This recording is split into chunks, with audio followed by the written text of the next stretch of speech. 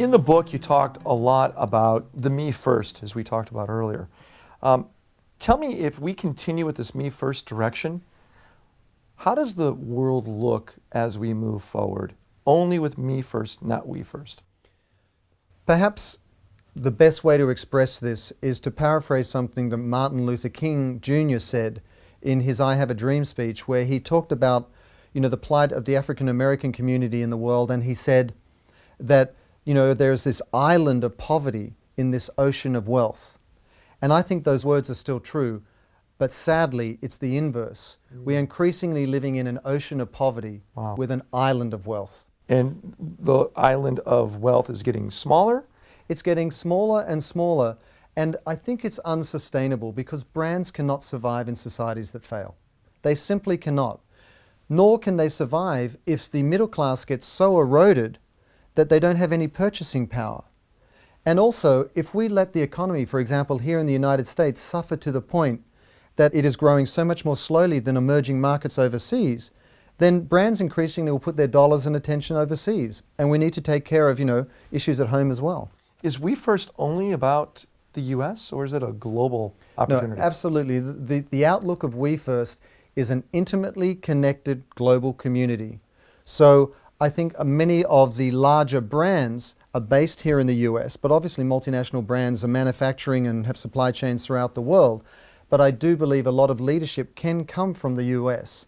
And I believe that, in a sense, leadership is being redefined right now as a value proposition. It used to be a function of population. It used to be who had the greatest GDP. More often than not, in a world that is facing so many crises, people around the world are looking to leadership from a country that, presents the most compelling value proposition. And I think that's an incredible opportunity for the US, which has such a powerful brand, around the world that is based on fundamental core values that have come into question in recent years, but now have a chance to be reanimated, to have life breathed back into them. You talk about living this We First for the corporations. How about the We First life for the regular person or the consumer? Talking about that. Self-interest is fundamental to human nature, but if it comes at the cost of somebody else, then ultimately it can be unhealthy and destructive. Because if enough people do that, then we all suffer together. And really, the thrust of We First is that an intimately connected global community necessitates an expanded definition of self-interest. Because what I do to you affects what happens to me. Okay. So I want people to be as self-interested as possible, but I want their understanding of self-interest to be appropriate to the world that we live in.